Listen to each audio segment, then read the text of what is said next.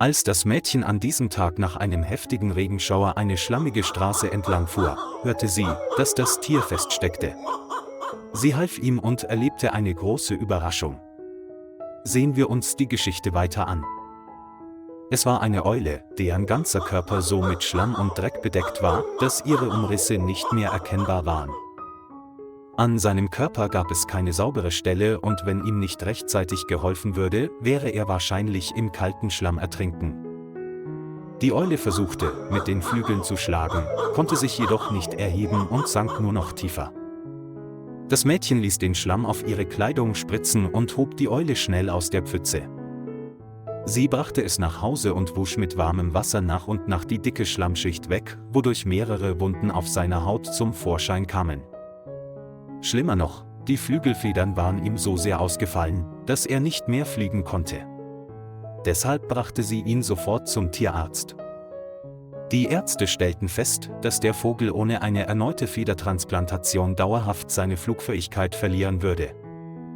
Sie entschieden sich für eine Langzeitbehandlung und transplantierten die verlorenen Federn nach, um die Wiederherstellung der Flügel zu unterstützen. Die Frau blieb während der gesamten Behandlung an der Seite der Eule und tätschelte sie sanft, wenn sie Schmerzen hatte.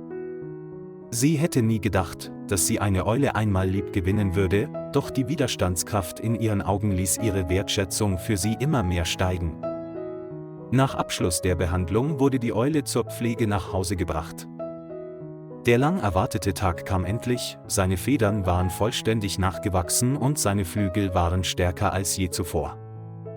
Vor allen Augen breitete die Eule ihre Flügel aus, schlug kräftig damit und flog in die Luft.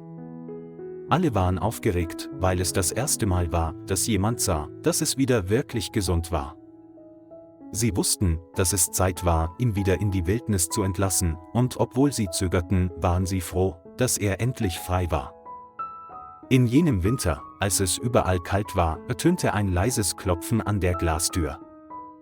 Sie ging hinüber und war überrascht, ein vertrautes Paar goldener Augen zu sehen, das sie durch das beschlagene Glas anschaute. Wie die Eule von einst hatte sie keine Angst und versuchte nicht wegzufliegen. Sie öffnete vorsichtig die Tür und sofort huschte das Tier herein und flatterte mit seinen schneebedeckten Flügeln. Die Wärme des Hauses ließ es ein wenig erschauern, dann landete es leise neben den Menschen, die es als Familie betrachtete. Nicht weil sie Hunger oder Kälte hatten, sondern weil dieser Ort zu seiner Heimat geworden war, ein Ort nicht nur der Wärme, sondern auch der Liebe. So zeigt ein kleines Tier seine Dankbarkeit.